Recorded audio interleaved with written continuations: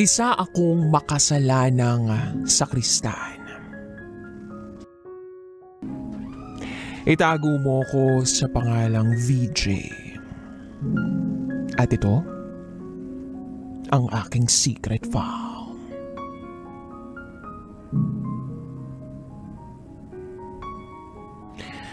Hindi naman sa pagmamayabang. Ako ang pinakapogi sa aming magkakapatid. Ako rin ang pinakapaboritong anak ni na mama at papa. Matangkad ako, maputi, at sabi nila, maapil.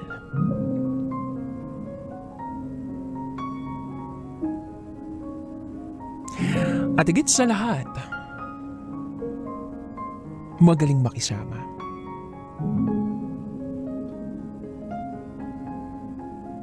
Sa sobrang galing kong makisama, bata pa lang ako, ay naglingkod ako sa simbahan. 10 years old ako nang magsimula akong maging isang sakristan. Dahil na rin sa impluwensya ng aking mga magulang.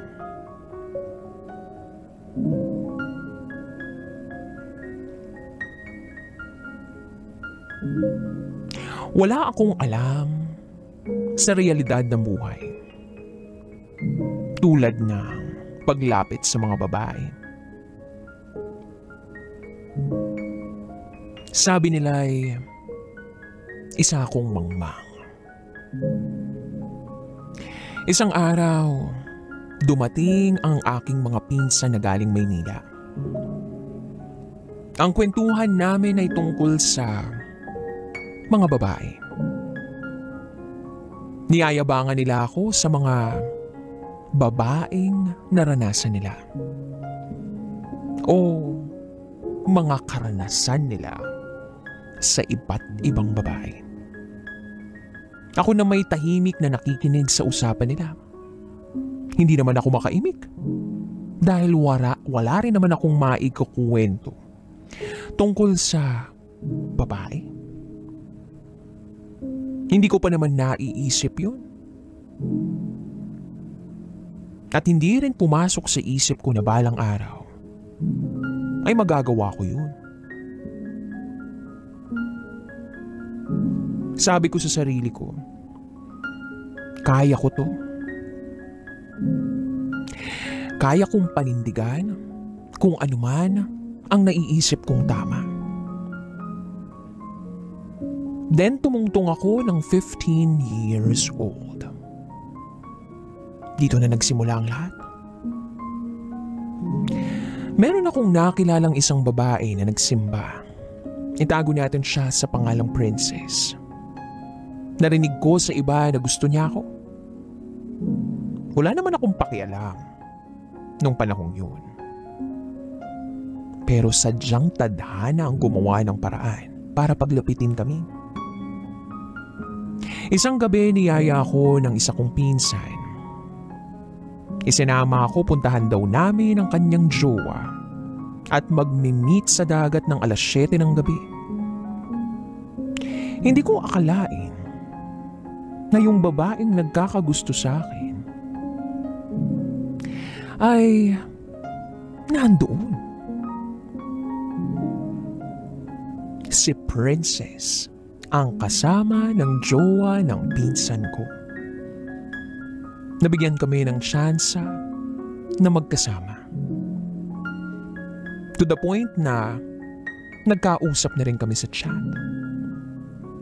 Hindi na masyadong nagkakailangan. Ayun, nung gabing yun, sabi ko sa sarili ko, magkakasala ata ako. Umupo kami sa buhangin. Medyo malayo ang pagitan namin. Tumabi ako sa kanya. Sinabihan ko siyang ang bango niya. Napangiti lang siya. At naalala ko yung sinabi sa akin ng pinsan ko.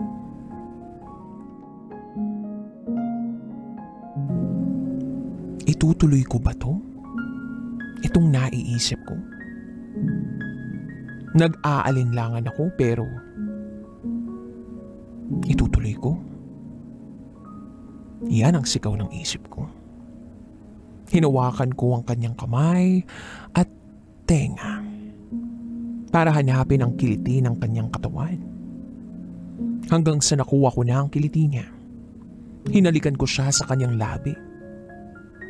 At grabe kung paano siya nakipagpalitan ng halik sa akin. Napatigil ako at natakot. Pero patuloy pa rin kami. Para bang ayaw magpaawat.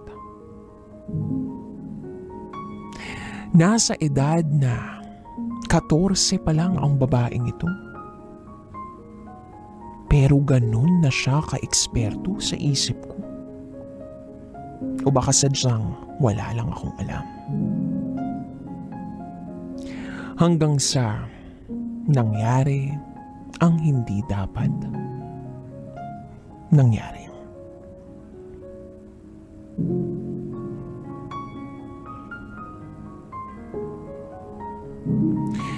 Natapos ang araw na iyon na alam kong ginusto ko ang pangyayari. Doon na nagsimula ang sunod-sunod na pag-atake ko sa mga babae na nalapit sa akin. Lahat pinag-aralan ko. Na kahit yung ati-atihan ko na galing Maynila na nagbakasyon sa probinsya, hindi ko pinatawad. Ginabi-gabi ko siya. Hanggang sa nalaman ito ni Mama.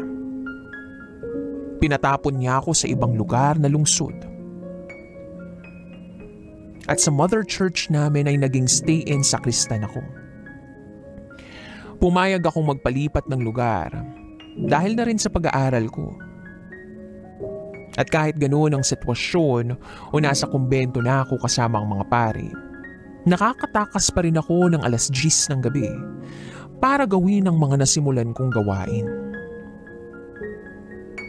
At isang araw, may naengkwentro na naman ako na isang pangyayari na hindi naman dapat magaganap.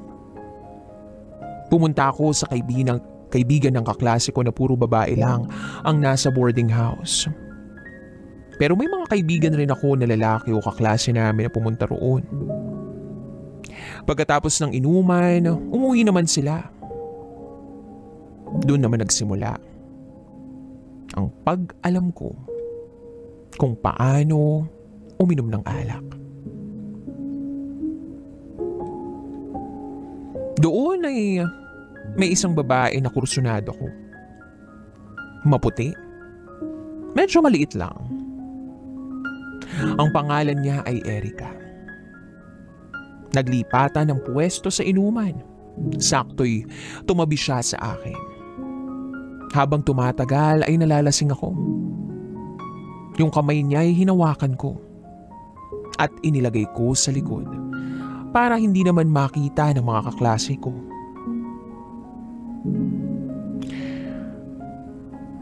At naganap ang hindi ko mapigilan na gawain na hindi naman dapat mangyari. Nagtuloy-tuloy ang lahat. Kung saan-saan at kung kani-kaninong babae.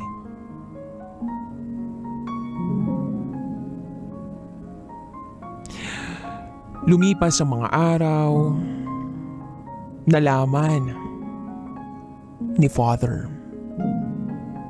head ng simbahan, na lumalabas ako ng simbahan at umuwi ako ng 3:00 ng madaling araw. Bakit daw puro buhangin ang higaan ko? Kasi ang ibang mga lugar sa dagat nagaganap. Lalo na kung yung mga iba, yung mga katsat na binabanatan, nagkakaroon ng paghigpit at bawat sulok ng simbahan ay pinalagyan nila ng CCTV. Hindi ko pa rin mapigilan. Madiskarte ako. At talagang humanap ako ng paraan para ipagpatuloy ang ginagawa ko. Dahil sa allowance na natatanggap ko galing sa sponsor ko, may pera akong naipon. Maliit lang din naman ang natatanggap ko sa simbahan. Pinanghohotel ko ito para lang makagalaw ng mga babaeng nakaka-chat ko. Then one time, naubusan ako ng pera. Sakto sa isa kong ka-chat. Itago natin siya sa pangalang Angela. Pinapunta niya ako sa kanyang boarding house. Sabi ko sandali lang at kinakailangan ko makatakas rito. Naglakad ako mga 12:00 ng tanghali. Ayun, pumasok ako sa kwarto niya. At alam ko na madali kong magagawa yung gusto kong gawin. Sa isip ko, tama pa ba itong ginagawa ko? Mukha namang masaya, masarap. Kaya lang, alam ko sa sarili ko na kailangan ko na itong tapusin. Gusto kong maayos kung ano man itong pinagdaraanan ko. Kaya lang ang hirap pigilan.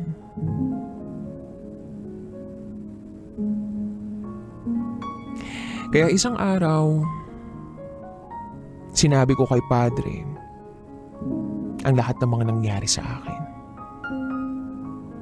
Lalong-lalo na yung pinakahuling nangyari sa akin. Yung nangyari sa amin ni Angela. Nahuli kami ng kanyang jowa na may nangyayari sa amin. Ang sabi ng jowa niya, isusumbong niya raw ako sa simbahan. Sasabihin niya raw yung mga pinaggagawa ko.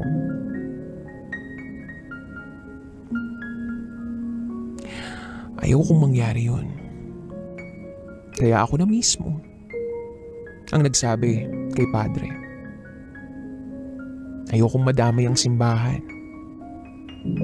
Mayayari ako. Alam ko na may mali rin naman sa mga pinaggagawa ko. Alam ko naman kung anong tama't mali, ang mga dapat gawin at hindi dapat gawin. Ang sabi lang ni Padre, huwag ko na lang daw uulitin. Patuloy niya raw akong ipapanalangin. Sa ngayon, nasa kolehiyo na ako. Gusto ko nang iwanan yung ganong klaseng gawain. Na kahit sabihin ko sa sarili ko na veterano na ako sa larangan na ganon, nakaraan na yun. Bawal ng balikan. Dapat kalimutan ng lahat ng mga ginawa ko. Pinagsisisihan ko rin naman yun. Sana ay matupad ko yun. Sa tulong na rin ng aking sarili, nina Padre, at ng Diyos na nagmamahal sa atin.